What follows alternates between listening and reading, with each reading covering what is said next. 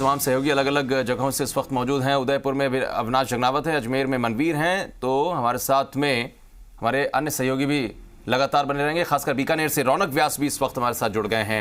अविनाश, आपके पास आते हैं, क्या कुछ जानकारी वहां पर, क्योंकि हर तरफ अगर देखा जाए तो दोनों राजनीतिक दल अपनी अपनी जो कोशिशें हैं उसको तेज करते हुए नजर आए हैं, तो ऐसे में क्या कुछ वहां पर जानकारी मिल रही है?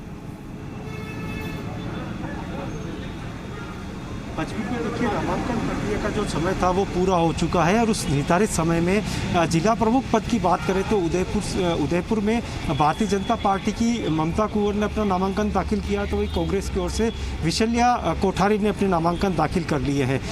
तमाम जो पंचायत समितियां हैं वहाँ पे भी नामांकन दाखिल कर लिए गए हैं, जहाँ पे स्पष्ट बहुमत भाजपा और कांग्रेस को मिला है। अभी तक किसी तरह की जोड़ तोड़ की कोशिश या कोई टूट के अलग हुआ हो वो सूचनाएं सामने नहीं आई है। और अब जो दोनों ही पार्टियों की नज़र उन पंचायतों पे थी जहाँ पे 5 त्रिशंकु पंचायतें बनी थी। मेरे साथ में उदयपुर ग्रामीण के विधायक फूल सिंह मीणा है, उन्हीं से जानेंगे। वैसा जिला प्रमुख और 8 पंचायतें, यहाँ पे तो पूरी तरह से पार्टी को बहुमत मिला है, नामांकन भी दाखिल कर दिए हैं। आगे की क्या रणनीति है, किस तरह से पार्टी आगे बढ़ेगी? वह पार्टी का आदेश के अनुसार जिला प्रमुख और प्रधानों का फार्म भर दिया है। समय के अनुसार 11 बजे तक देना था, फार्म भर के तो दे दिया है। और उप प्रमुख की जो बात है तो हमारा संगठन तय करेगा आज शाम को, और जिसको भी उप प्रमुख और उप प्रधान जो बनाना है पार्टी का आदेश के अनुसार कल हम 10 बजे वापस मिलेंगे और फार्म भरेंगे। जो 5 पंचायतें हैं जो त्रिशंकु के रूप में सामने आई थी, नहीं भाजपा को बहुमत मिला ना ही कांग्रेस को मिला, उसमें निर्दलीय या तीसरा मोर्चा जो था वो महत्वपूर्ण भूमिका निभाएगा। उसमें से कितनी कोशिश की है कि कोई पंचायत या कहीं पे प्रधान आप बीजेपी का बन जाए? अभी हमारा संगठन सबकी तरफ नज़र गड़ा रखी है, कौन सा कैसे हमारे उपयोग में हमारे प्लस में होगा उस पर पार्टी निर्णय करेगी, जो हम मानेंगे। बिल्कुल, तो जो पार्टी निर्णय करेगी, संगठन के रूप से एक टीम बना रखी है कि जो लगातार उन 5 पंचायतों में अपने प्रयास कर रही थी कि उसको किस तरह से बीजेपी के कब्जे में लाया जाए, किस तरह से मान मनोबल किए जाए। निर्दलीय प्रत्याशी जीत के जो पंचायत समिति पहुंचे हैं तो तमाम वो प्रयास किए जा रहे हैं। लेकिन अगर जिला प्रमुख की बात करें तो यहाँ पर भारतीय जनता पार्टी की ममता कुंवर, क्योंकि 27 सदस्यों के साथ में पार्टी ने एक बड़ी जीत यहाँ पे दर्ज की है, तो उनका एक जिला प्रमुख का चुनाव जीतना तय है। एक औपचारिकता के रूप में मतदान किया जाएगा। हालांकि अभी तक नामांकन पत्रों की जांच होगी, उसके बाद नाम वापसी का समय दिया जाएगा। अगर उस नाम वापसी तक अगर दोनों ही प्रत्याशी चुनाव में डटे रहते हैं तो फिर मतदान की तरफ जो है वो जिला निर्वाचन अधिकारी जो है वो मतदान की प्रक्रिया शुरू करेंगे और 3 से 5 बजे तक ये मतदान की प्रक्रिया रहेगी और उसके बाद मतगणना के बाद में जो विजय प्रत्याशी उसका नाम घोषित किया जाएगा। ठीक है, हमारे साथ मनवीर भी हैं, लगातार दिखाई पड़ रहे हैं। मनवीर, जिला प्रमुख और प्रधान, क्या जंग वहां पे देख पा रहे हैं?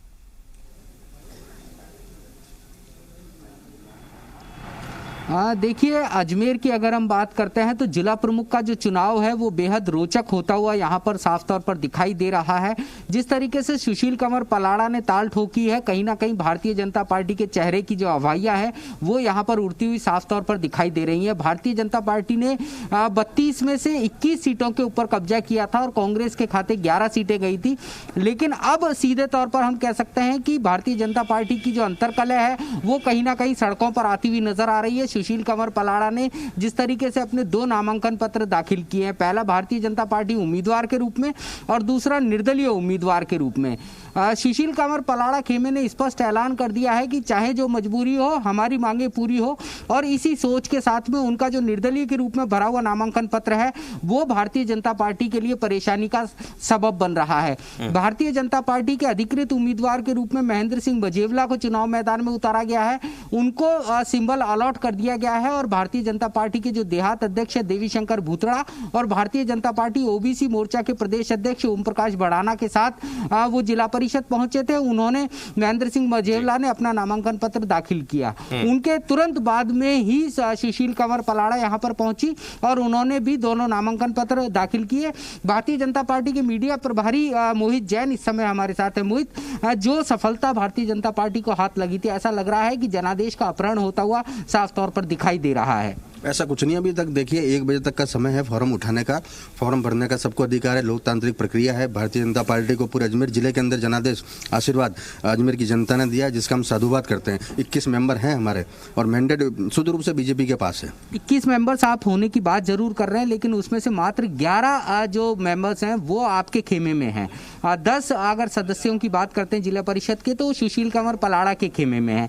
दोनों की बाड़ेबंदी भी अलग अलग की गई और शायद यही एक बड़ा आधार बनता हुआ नजर आ रहा है कि अगर सुशील कंवर पलाड़ा बगावत करती हैं तो सीधे तौर पर कांग्रेस का सहयोग लेकर के वो जिला प्रमुख बन सकती हैं। प्रदेश के हमारे जो नेता हैं, जिले के हमारे जो नेता हैं, पूरा संपर्क साध रहे हैं, बातचीत हमारी जारी है।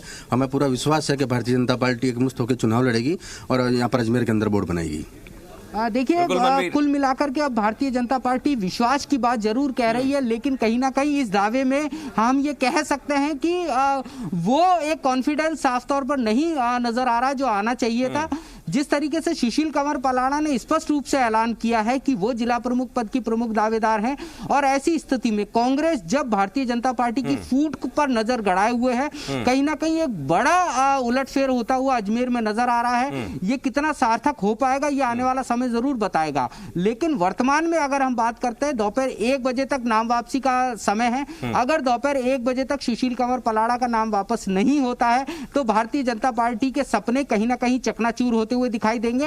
एक बड़ी मुसीबत में इस समय भारतीय जनता पार्टी नजर आ रही है और कांग्रेस ने अधिकृत उम्मीदवार के रूप में पार्टी की अपनी साख, उनके अपनी तैयारी, उनके कार्यकर्ता, तमाम चीजों पर कहीं ना कहीं कोई न कोई असर छोड़ते ही जाते हुए दिखाई पड़ते हैं। और जहां पर आप बहुत ज़्यादा मजबूती के साथ अपने को रखने की कोशिश कर रहे हैं, वहां पर अगर थोड़ा सा भी असर होता है तो वो भी काफ़ी कहा जा सकता है। हमारे साथ रौनक व्यास इस वक्त बीकानेर में मौजूद हैं। रौनक, आपके पास आते हैं, क्या कुछ वहां की स्थितियां आप देख पा रहे हैं?